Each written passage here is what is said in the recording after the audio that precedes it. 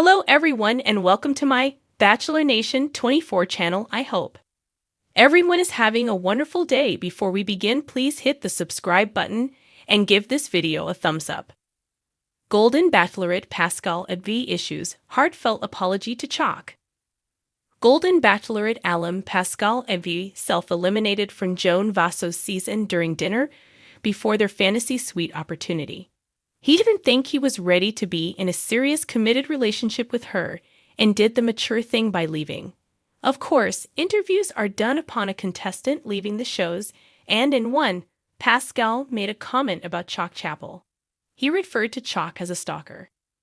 Now, he went to social media to share a heartfelt apology. Keep reading to find out more. Pascal Ibgui issues apology to Chock Chapel. Pascal Ibgui feels really bad about calling Chock Chapel a stalker. In fact, he feels so bad he went to Instagram to share a video of himself apologizing. Before making his heartfelt apology, Pascal began by thanking Bachelor Nation. He thanked everyone for allowing him to be a part of the first season of The Golden Bachelorette. Pascal said he met some incredible men while on the show. However, the most important thing he wanted to do in this video was apologize to Chock Chapel. Pascal took responsibility for his words and said him calling Chock a stalker was out of line, inappropriate, uncalled for, and definitely the wrong use of words. He said, "So please, Chock, accept my apology." Pascal continued saying he would be tuning in on Wednesday night to see who the winner is.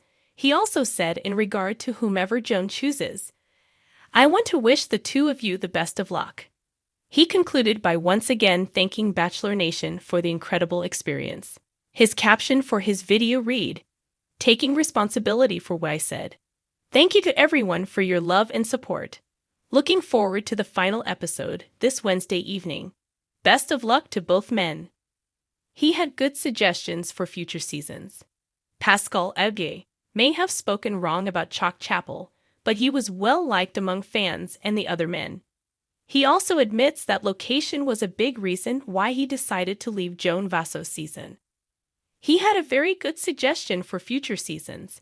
Pascal shared that he thinks the show should have the Golden Bachelor and the Golden Bachelorette in specific cities.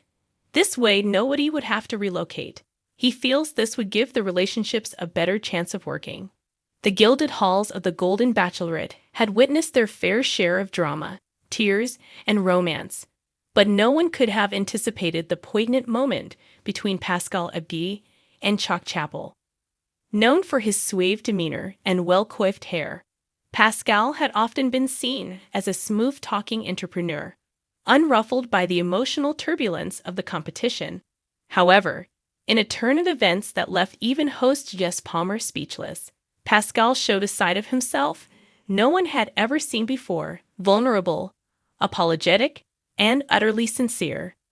The incident that sparked it all, tensions between Pascal and Chock, had been simmering for weeks. Both men, despite their differences, shared a deep admiration for Joan Vasso's, the radiant lead of the season. While Pascal leaned into charm and wit to win Joan's heart, Chock, a retired firefighter with a heart as big as his laugh, had approached the competition with quiet sincerity. Their contrasting styles were bound to clash, and clash they did during a heated group date in New Orleans. The activity of the day was a heartfelt storytelling session. Each contestant was tasked with sharing a moment that shaped their lives. When it was Chock's turn, he recounted the harrowing tale of rescuing a young girl from a burning building. A story so moving that it brought Joan and several contestants to tears. But as the applause settled, Pascal quipped, "Well, Chock's definitely playing the hero card tonight." The room froze. Chock's face fell, his vulnerability laid bare in the wake of Pascal's careless comment. Joan, visibly upset, cut the date short, leaving the men to stew in their emotions. While Pascal initially dismissed the incident as banter gone wrong, the backlash from both Joan and the other contestants made him realize the gravity of his words. A change of heart. In the days following the New Orleans date, Pascal found himself isolated.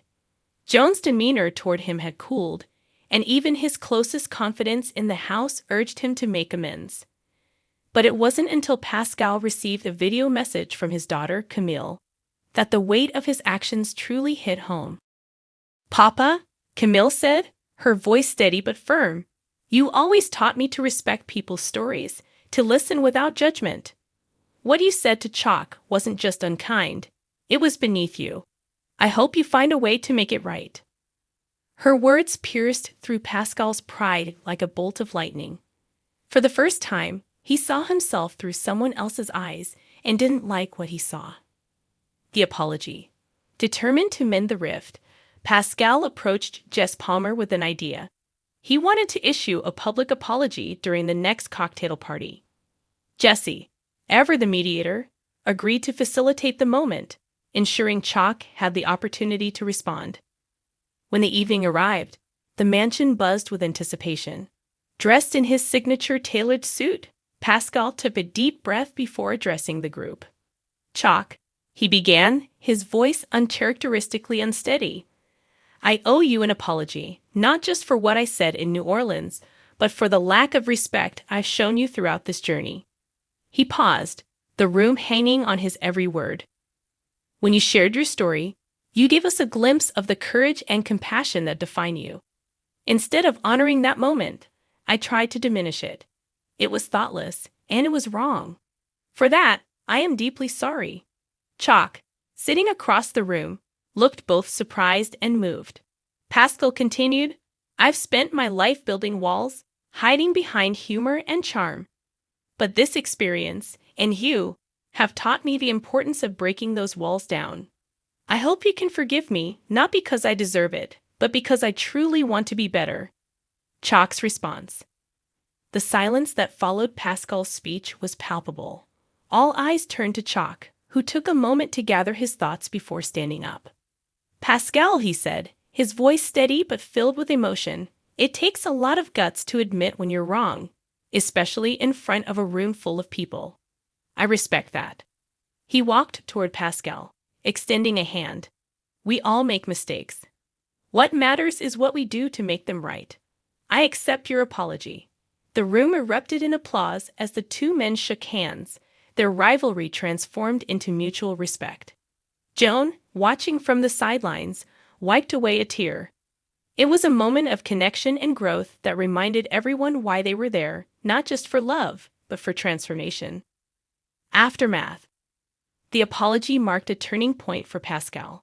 He became more introspective, using his time on the show to forge deeper connections not only with Joan, but also with the other contestants. Joan, impressed by his vulnerability, rewarded Pascal with a one-on-one date the following week, where they discussed their shared experiences of personal growth. As for Chock, the apology only solidified his status as a fan favorite. His grace in accepting Pascal's apology earned him admiration from viewers and contestants alike. A lesson in growth.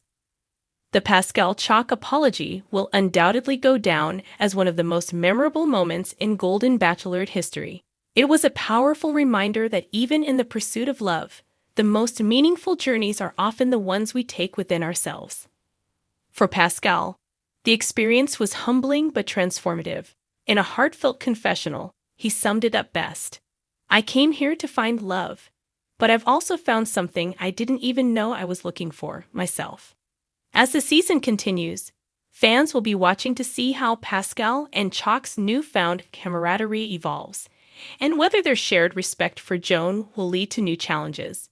But for now, the mansion is a little lighter, its walls imbued with the hope that even the most unlikely rivalries can turn into something beautiful.